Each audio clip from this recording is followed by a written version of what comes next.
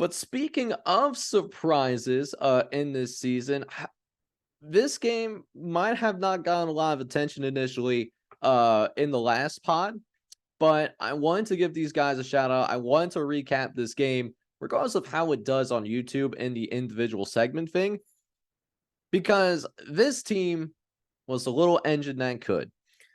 UMass was on the road this to start their 2023 campaign, and they open up the season against New Mexico State, who is making their first season in Conference USA. This is, of course, a non-conference game. Now, UMass came in as a 7-point underdog when the Vegas lines were solidified prior to kickoff. To give you an idea of how just written off UMass was for going into this season. So I had a chance to read through 3 separate publications who actually took the time to rank all 133 FBS teams. That was CBS Sports. They had a chance to rank from 1 to 133. CollegeFootballNews.com, I looked at them as well. And also The Athletic. Those are all publications that took the time out of their day to rank 133 teams at higher Division I football prior to the start of the season. And those 3 publications, they have 2 things in common. One, they have Georgia's number 1 team in the nation. Duh.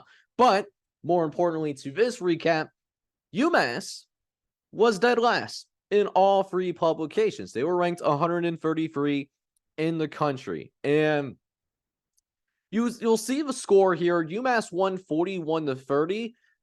But if you actually took the time to watch this game, this was actually kind of a game that went into 2 different gears. This was more of a defensive struggle than maybe what one would realize. So first 3 quarters it was a 13-10. UMass was leading 13-10 at the end of the 3rd quarter. And then in the 4th quarter, everything just went absolutely wild.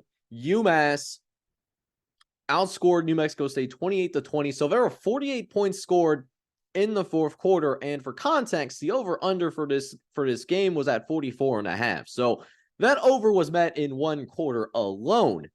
That was how crazy this 4th quarter was.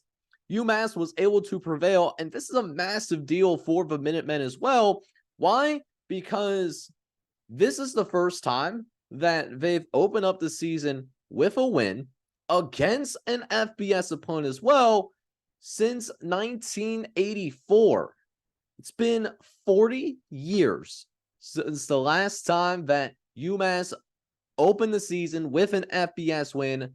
So history already being made for the Minutemen. And they did it on the road too. So happy for the UMass in this regard. So what happened in this game? First and foremost, turnovers. Turnovers played a very significant role in how this game turned about.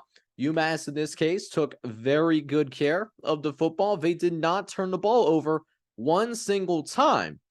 New Mexico State, I can't say the same thing. We ended up seeing them turn the ball over 3 separate times.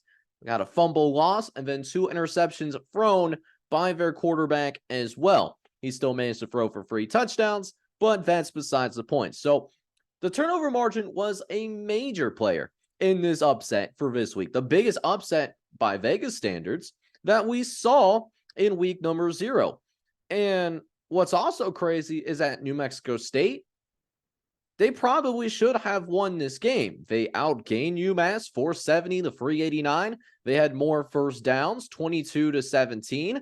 They had more time of possession, 32 minutes for the Aggies, while UMass held the ball for 28. So there's a bunch of different things that was in the favor of New Mexico State, but because a turnover margin was so bad, UMass was able to pull off that win.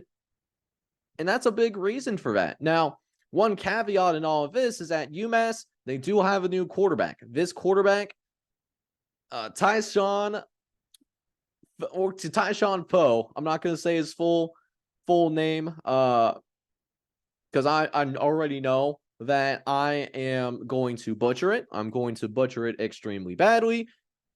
But this is a kid that actually saw playing time at the Power 5 level. This is a kid that for his first 3 years originally committed to Clemson and got in during mop-up duty, and he did his thing. And same thing at Georgia Tech. He transferred to Georgia Tech prior to last season.